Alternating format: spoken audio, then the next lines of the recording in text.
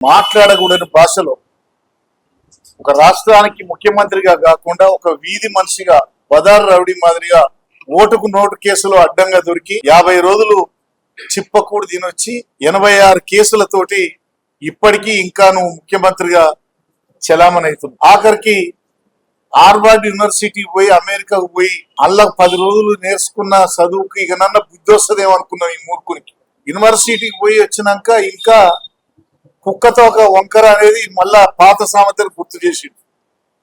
ఆ యూనివర్సిటీ వాళ్ళు ఈ మాటలు చూస్తే మళ్ళా ఉన్న సర్టిఫికెట్ ఇచ్చింది కూడా బిక్కునే పరిస్థితి వస్తుంది. అటువంటి దుర్మార్గమైనటువంటి భాషగా కేసీఆర్ గారు ఒక చుక్క రక్తం చిందించకుండా అహింసా మార్గంలో తెలంగాణను తీసుకొచ్చిన జాతిపితగా ఉంటే వాడు వీడనేటువంటి భాషను తెచ్చి అవును నిజంగా మా తెలంగాణ జాతిపిత ఉద్యమకారుడు, తెలంగాణ సాధకుడు, మొదటి ముఖ్యమంత్రిగా తెలంగాణను ఆయన సాధించినటువంటి జాతిపితే ఆయన.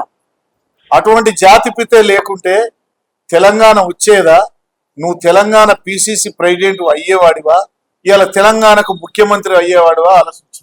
ఆ జాతిపిత కేసీఆర్ పుణ్యమే నువ్వు ఇవాళ తెలంగాణకు ముఖ్యమంత్రి అయినావు. అది మర్చిపోయి కేసీఆర్ ను వాడు వీడని మాట్లాడటం, పద్ధతి లేకుండా మాట్లాడటం, ప్రజాస్వామ్యంలో మరి ఎవ్వడు కూడా అసహించుకునేటువంటి బతుకైపోయింది నీది సీఎం.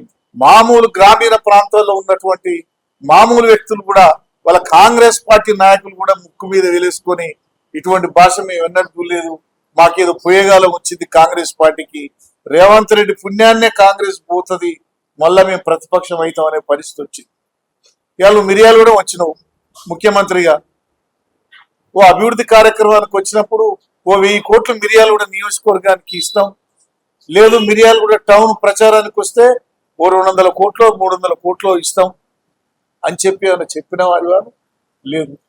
అదే భాస్కర్ రావు గారు గతంలో ముఖ్యమంత్రి వస్తే ఎప్పుడు ముఖ్యమంత్రి వచ్చినా ఎంటబడి కేటీఆర్ వచ్చినా కేసీఆర్ వచ్చినా నా నియోజకవర్గానికి నా మిర్యాలు కూడా ఏమిస్తావు, నా కాలువలకు ఏమిస్తావు, లేకపోతే నా కెనాల్ యొక్క మండలానికి ఏమిస్తావు అని ఎంటబడి సుమారు 800 కోట్ల రూపాయల నిధులు తీసుకొచ్చి ఇంకా లిఫ్టులు కానీ ఇతర అభివృద్ధి కార్యక్రమాలు చూస్తే 1000 కోట్లు తీసుకొచ్చింది భాస్కర్ రావు గారు.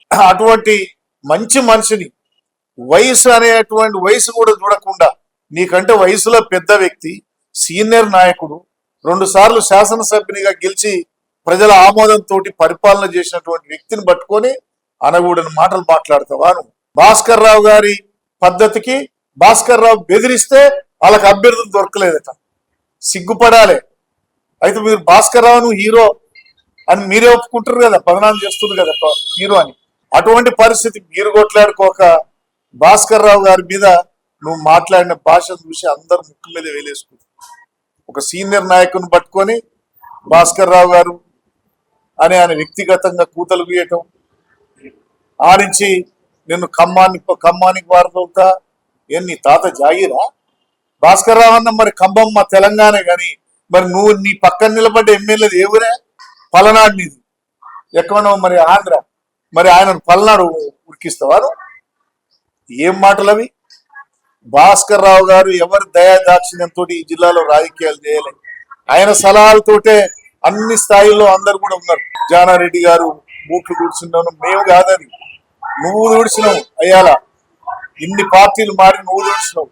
ఇవాళ కూడా నీ గురువుతోటి ఇవాళ నువ్వు పోయి గురువు సలహాలు తీసుకొని ఆయన చెప్పుల చేతుల్లో నువ్వు తిరుగుతున్నావు తప్ప జానారెడ్డి ఎప్పుడు ఆయన కిందనో ఈయన కిందనో భాస్కర్ రావు లేడు. ఆయన వెన్నెముకతోటి ఆయన రాజకీయాలు చేసే ప్రజల్లో ఆమోదంతో 2 సార్లు శాసనసభ్యుడిగా గెలిచింది.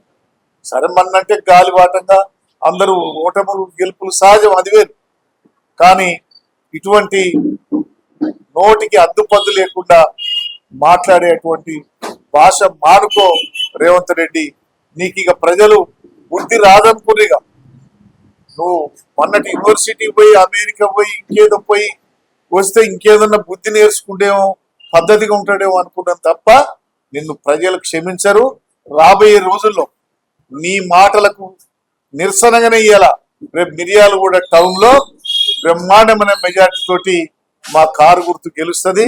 బ్రహ్మాండంగా భాస్కర్ రావు గారి నాయకత్వంలోనే మళ్ళా మున్సిపల్ చైర్మన్ అవుతావు, వైస్ చైర్మన్ అవుతావు, అన్ని స్థాయిల్లో కూడా మేము ఉంటాం. ఖబర్దార్ కాంగ్రెస్ నాయకులారా, లేకపోతే మీ ముఖ్యమంత్రి గాని మీరు గాని మీ అవాకులు చవాకులు కేసీఆర్ మీద గాని కేటీఆర్ మీద గాని జగదీశ్వర్ రెడ్డి మీద గాని భాస్కర్ రావు గారి మీద చేస్తే ప్రజలు మీకు బుద్ధి చెప్తారు, మరి మీ నోళ్లకు అడ్డకట్టేస్తారని చెప్పి నేను ఈ సందర్భంగా ముఖ్యమంత్రి గారి మాటలను తీవ్రంగా బీఆర్ఎస్ పార్టీగా మాజీ పార్లమెంట్ సభ్యునిగా నేను తీవ్రంగా ఖండిస్తున్నాను.